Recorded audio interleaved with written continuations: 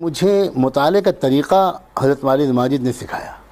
عام طور پر طلبہ نہیں جانتے اس بات کو کہ کتاب کیسے پڑھی جاتی ہے، فن کو کیسے اخذ کیا جاتا ہے۔ وہ اس کے بڑے ماہر تھے اور مجھے وہ بار بار بچپن سے سمجھاتے تھے کہ کیسے نحو صرف پر عبور کیسے حاصل کیا جائے، کیسے عربی زبان میں گرامر کی غلطی سے بچا جائے۔ پھر اور آگے بڑھا تو فقہ پر کیسے فقہ پڑھی جائے، مسالک کے درمیان کے اختلافات کو کیسے سمجھا جائے، دلائل کو کیسے سمجھا جائے۔ اکثر کتابیں خود بھی پڑھاتے تھے۔ ان کا کتاب پڑھانے کا ایک طریقہ ہوتا تھا کہ وہ کہہ دیا کرتے تھے کہ یہ کتاب کا فلاں باب اچھی طرح دیکھ لینا، میں تم سے پوچھوں گا۔ تو وہ بوجھ ڈالتے تھے تیاری کا طالب علم پر خود، جو پرانا طرز تدریس تھا۔ یہ نہیں کہ استاد لیکچر دیتا رہے، طالب علم چاہے سن رہا ہے چاہے نہیں سن رہا۔ یہ اس نے تو استعدادوں کو بہت پست کر دیا ہے۔ جو قدیم طرز تدریس تھا وہ یہ تھا کہ سارا سبق تیار کرنے کی ذمہ داری طالب علم کی ہوتی تھی، استاد اسسٹ کرتا تھا، مدد کرتا تھا، کریکٹ کرتا تھا، گائیڈ کرتا تھا۔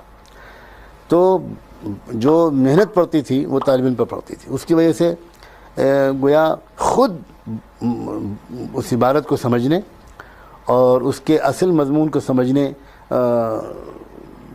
کی صلاحیت پیدا ہوتی تھی۔ اس طرح انہوں نے مجھے مشکات بھی پڑھائی، اسی طرح انہوں نے مجھے ترمذی شریف بھی پڑھائی، اسی طرح انہوں نے مجھے ہدایہ بھی پڑھائی۔ اور پڑھائی کا مطلب یہی ہے، یہ ایسا نہیں کہ روزانہ سبق پڑھاتے ہوں بیٹھ کے، بلکہ انہوں نے کسی بھی باب کے متعلق کسی دن اچانک کہتے تھے کہ میں کل دیکھوں گا، پرسوں دیکھوں گا، تم ذرا تیار ہو جانا۔ کبھی کبھی بغیر کسی پہلے سے بتائے ہوئے اچانک وہ کون سی کتاب چل رہی، کون سا باب چل رہا ہے، آؤ ادھر آؤ، پوچھ لیا کرتے تھے۔ ایک بڑا احسان ان کا یہ ہوا کہ انہوں نے مجھے درجہ چہارم عربی کے بعد سے اردو کتابوں کے پڑھنے سے سختی سے منع کر دیا۔ یہ آج عام طور پر لوگوں کی سمجھ میں بات نہیں آئے گی اس کی حکمت کیا ہے، لیکن جو اصل مصادر اور مراجع ہیں، ہمارے اصل مآخذ، وہ تو عربی میں جہاں سے استناد ہو سکتا ہے۔ اگر طالب علم کی عادت شروع سے عربی زبان کی کتابوں کو پڑھنے کی اور سمجھنے کی نہ ہوئی، اور اصل ریفرنس بکس اور جو ریسورس جو یہاں سے بنتا ہے، اگر ان کو کنسلٹ کرنے کی عادت نہ پڑی تو زندگی بھر وہ اردو کے ترجمے اور شرح اور حاشیہ اور اسی سے کام چلاتا رہے گا۔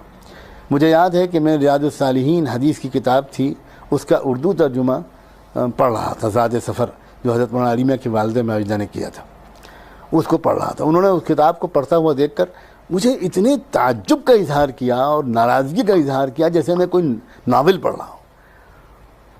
انہوں نے کہا کہ تم کس ذریعے پڑھتے ہو؟ میں نے کہا میں چہارم عربی میں پڑھتا ہوں۔ تم اردو کتاب پڑھ رہے ہو؟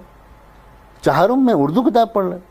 آج کے بعد سے تمہارے ہاتھ میں کوئی اردو کتاب نہ دیکھوں، کسی طرح کی کوئی اردو کتاب تم نہیں پڑھو گے۔ اللہ کا شکر ہے کہ میرے کتب خانے میں ساری کتابیں موجود ہیں، تم کو جو کتاب پڑھنی ہو مجھ سے پوچھو، کتاب میں نکال کے دوں گا، وہ کتاب پڑھو۔ نہیں ہوگی یہاں سے تو ندوے کے کتب خانے سے نکالو، لیکن عربی کے متون پڑھنے کی عادت ڈالو۔ اس کے برکت یہ ہوئی کہ میں نے کم عمری میں وہ کتابیں پڑھ لیں جو فارغ ہونے کے بعد جو علماء نہیں پڑھتے۔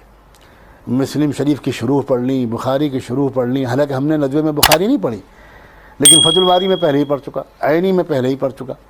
ایک اور چیز کا اللہ تعالیٰ نے بہت توفیق دی، معلوم نہیں کس کے کہنے پر وہ تحریک پیدا ہوئی تو مجھے یاد نہیں آ رہا، وہ یہ کہ میں اکثر کتابوں پر یا اکثر جو اہم سبجیکٹس تھے ان پر میں خود تصنیف کرتا تھا۔ مثلا جب شرح شذور الذہب پڑھی ندوے میں، عربی لغت کی ایک بہترین کتاب ہے قواعد کی، نحو کی، تو میں نے شواہد شرح شذور الذہب پر الگ کتاب لکھی کہ اس میں جتنے اشعار آئے ہیں اس میں کیا استشہاد کیا گیا ہے اور اس میں کیا مسالک بیان کیے گئے ہیں، وہ اس پر الگ ایک کتاب لکھنے کی کوشش کی۔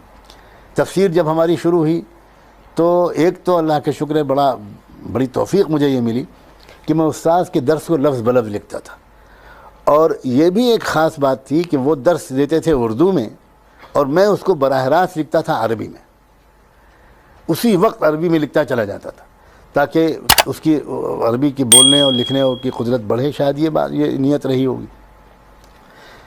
پھر کئی صورتوں کی تفسیر خود لکھی۔ اسی طرح منطق جب ہم لوگوں نے پڑھی تو منطق کی ایک شرح ہم نے خود لکھی۔